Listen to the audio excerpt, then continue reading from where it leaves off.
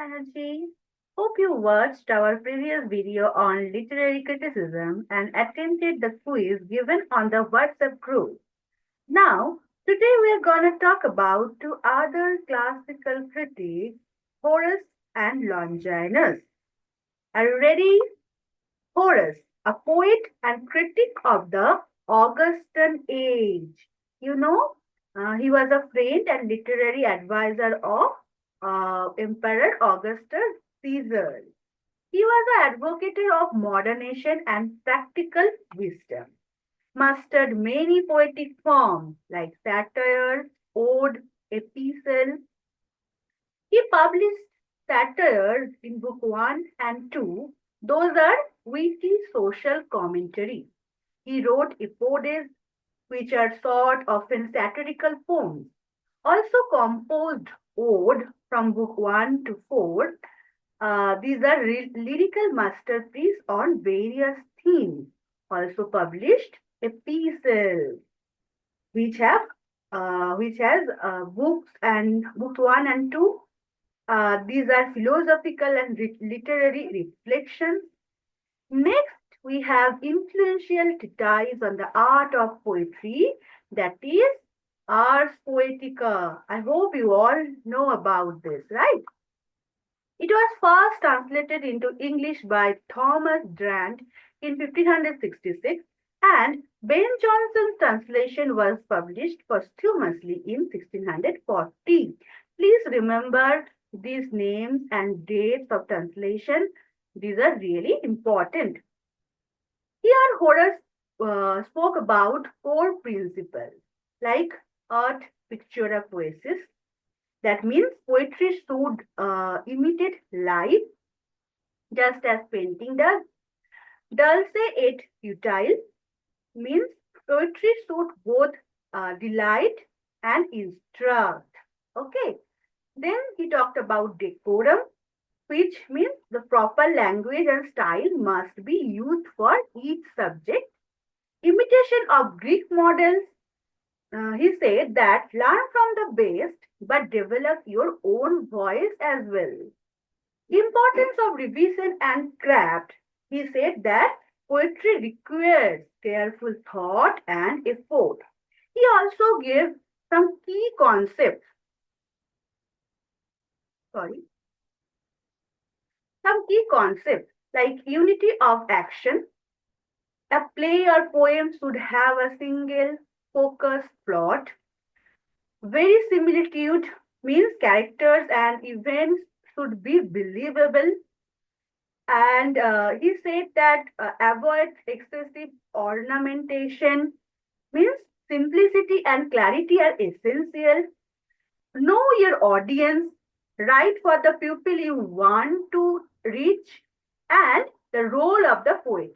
He said that to entertain, educate, and inspire, the role of the poet is the most important part. In this Ars Poetica, we have three sections, which is poesis, or the treatment of the subject matter of poetry.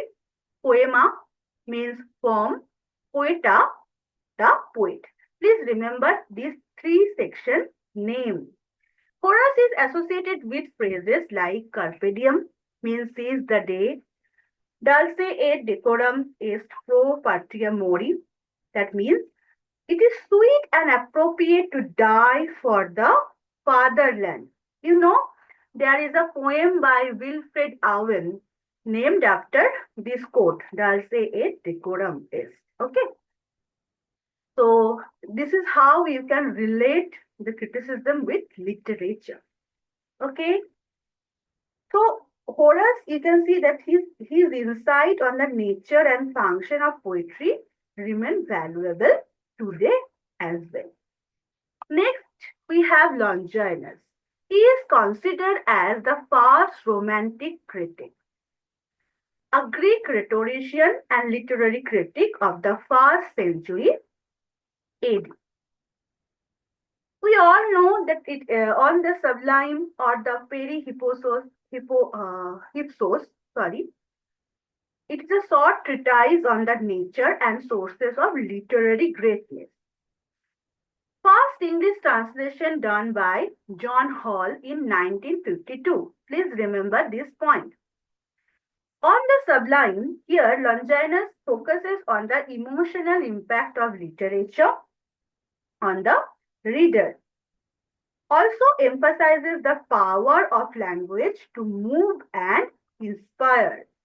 Here, Longinus identifies 5 principal sources of the sublime.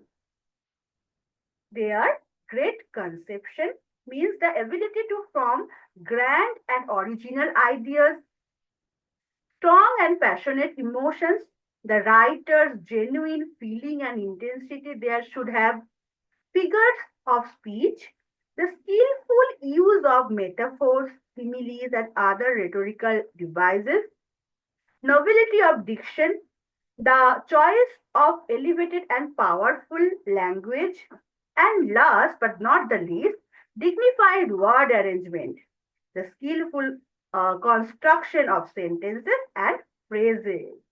Remember this point. Also, Longinus argues that the sublime elevates the mind and soul, evokes awe, wonder, and ecstasy in the reader, transcends the ordinary and achieves greatness, emphasis on the emotional impact. He talked about some sources of sublimity, like innate sources, grandeur of thoughts, passion, rhetorical features should have schemata. Now you must be wondering what is schemata, right? It is the proper use of figure of speech and thought. Okay. And also he talked about phrases which has novel language and diction and composition. It is harmony in composition that gives definite shape to art. Longinus gave some example of the sublime. In poetry, he talked about that which poet have this sublimity. Homer, Aeschylus, Sappho. And in prose, it is Plato, Demosthenes, and Herodotus. Please remember these names. They can be asked that which of the poet is not listed by Longinus according to the sublimity. So, each and every point is important. So, we have done with Horace and Longinus for now. Please remember these important points and research more. We will give you another quiz on these two critics today evening. Please attempt those. If you want to join our WhatsApp group, in the description, the WhatsApp number is there. Please do contact us. Until then, learn, revise, and love literature. Thank you.